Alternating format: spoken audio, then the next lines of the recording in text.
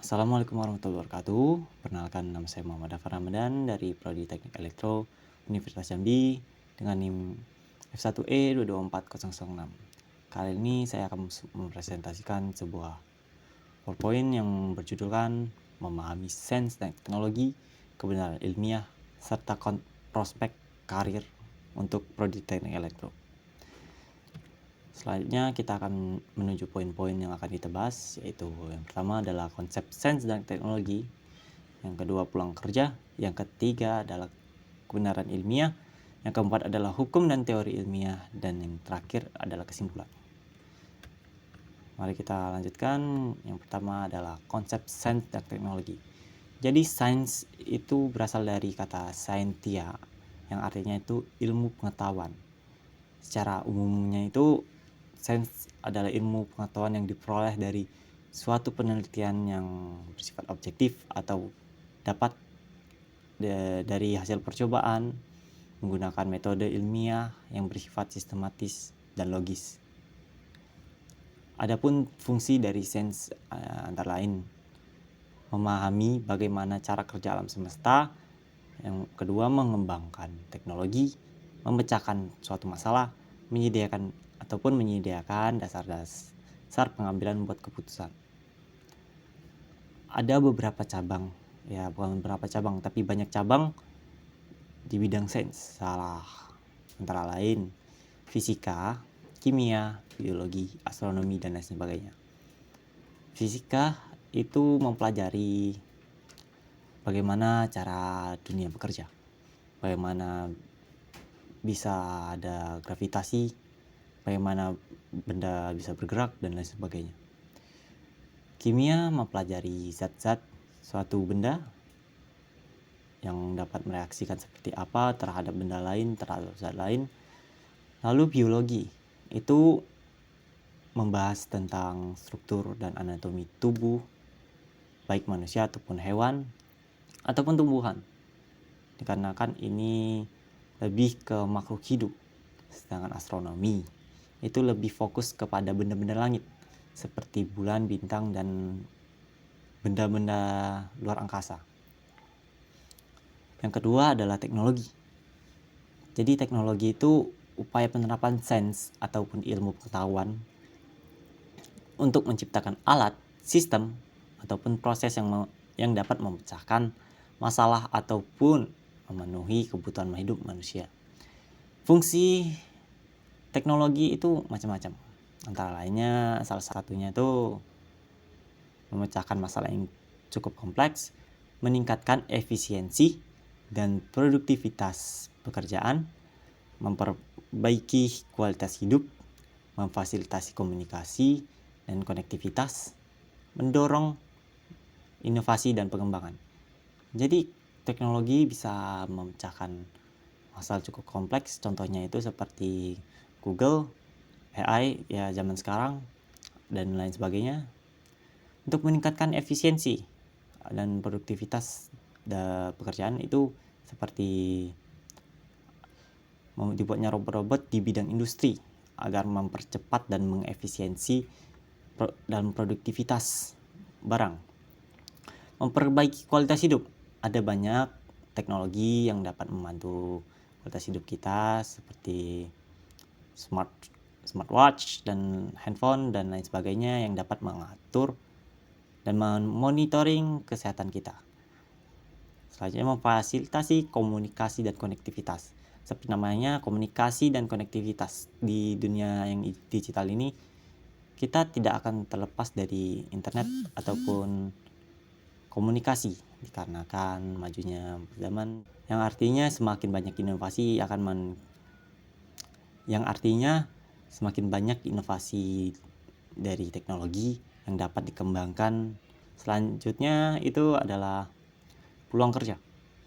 Jadi di jurusan teknik elektro ini memiliki prospek kerja yang cukup luas, dikarenakan keahlian dan bidang ini dibutuhkan di berbagai sektor industri yang mengandalkan teknologi dan sistem listrik. Adapun beberapa bidang yang dibutuhkan antara lain, yang pertama adalah energi dan ketenaga listrikan, telekomunikasi, elektronika industri, otomasi dan robotika, riset dan pengembangan, konstruksi dan infrastruktur, saintis dan rekayasawan. Jadi energi dan ketenaga listrikan itu seperti pembangkit. Jadi banyak peluang kerja di bagian pembangkit listrik seperti PLTU, PLTA, dan lain sebagainya itu yang diambil dari jurusan teknik elektro ini. Selanjutnya ada telekomunikasi. Ya, sekarang ada zaman digital, jadi komunikasi itu sangatlah penting. Dan karena kepentingan tersebut, maka prospek kerjanya cukup banyak. Apalagi terkhusus untuk teknik elektro yang berfokus pada elektronik. Selanjutnya adalah elektronika industri yang berfokus pada perkembangan industri yang dapat mempercepat proses produktivitas di bidang industri. Selanjutnya adalah otomasi dan robotika yang artinya itu lebih berfokus kepada robot yang dapat membantu manusia. Salah satunya adalah robot yang dibuat untuk industri yang dapat membantu pekerja agar jauh lebih produktif dan agar lebih cepat dalam memproduksi sebuah barang, ataupun robot di bidang kesehatan yang dapat membantu manusia dalam menjaga kesehatan. Selanjutnya adalah riset dan pengembangan teknologi. Itu lebih ke kita mencari tahu dan mengembangkan sebuah teknologi yang telah ada ataupun belum agar dapat dikembangkan jauh lebih baik dan lebih efisien. Selanjutnya ada konstruksi dan infrastruktur. Ini lebih ke pembangunan di skala kecil ataupun besar. Itu sangat besar prospek kerja yang dimilikinya. Lalu adalah saintis dan rekayasawan. Ini berfokus pada percobaan dan merekayasa listrik sebagaimana agar dapat lebih efisiensi dan jauh lebih bisa bermanfaat untuk manusia. Lalu ada pula skill-skill yang dimiliki oleh lulusan teknik elektro yang dapat meningkatkan peluang penerimaan kerja di persaingan yang cukup ketat ini. Antara lain adalah kemampuan analisis dan problem solving. Kedua, pemahaman dalam tentang sistem kelistrikan, elektronika, dan sains dasar. Yang ketiga adalah kemampuan dalam menggunakan perangkat lunak dan teknologi yang baru. Yang keempat adalah pemahaman tentang regulasi dan standar keselamatan industri. Selanjutnya kita akan membahas tentang kebenaran ilmiah. Jadi kebenaran ilmiah itu adalah pernyataan ataupun pengetahuan yang diperoleh melalui berbagai metode ilmiah yang dianggap benar berdasarkan bukti yang kuat, pengamatan dan eksperimen, serta logika yang rasional. Kebenaran ini bersifat sementara dan terbuka untuk pengujian ataupun pembuktian ulang, karena ilmu pengetahuan terus berkembang seiring dengan ditemukannya data dan informasi baru. Adapun karakteristik dari kebenaran ilmiah adalah diantaranya itu didasarkan pada bukti yang empiris, menggunakan metode ilmiah berdasarkan objektif, dapat diverifikasi, bersifat dinamis dan belum dapat dipastikan, dan bersifat universal. Yang dimaksudkan didasarkan pada bukti empiris adalah ada berbagai macam bukti yang dapat memperkuat kebenaran ilmiah tersebut. Yang kedua adalah menggunakan metode ilmiah, menggunakan langkah-langkah yang telah ditentukan agar dapat menyelesaikan permasalahan yang cukup kompleks. Selanjutnya bersifat objektif, yang artinya tidak hanya dari pandangan kita tapi juga dapat dipandang oleh orang lain tanpa adanya salah sangka. Yang keempat adalah dapat diverifikasi, yang artinya dapat dibuktikan kebenaran ilmiah tersebut dengan pengujian ulang ataupun eksperimen ulang. Selanjutnya bersifat dinamis dan belum dapat dipastikan. Setiap kebenaran ilmiah itu belum tentu benar. Jadi kita harus memverifikasinya terlebih dahulu ataupun uji coba ulangkan kebenaran ilmiah tersebut. Selanjutnya yang terakhir adalah bersifat universal, yang artinya tidak hanya bisa dipandang di bidang fisika ataupun kimia, tapi bisa dipandang dari berbagai aspek. Yang ada pun contoh-contoh dari kebenaran ilmiah, ada beberapa. Salah tiganya adalah hukum gravitasi, teori evolusi, dan teori sel, dan lain sebagainya. Selanjutnya adalah hukum dan teori ilmiah. Jadi hukum ilmiah itu adalah pernyataan berdasarkan observasi dan eksperimen yang konsisten, serta menjelaskan pola ataupun hubungan yang diamati di alam.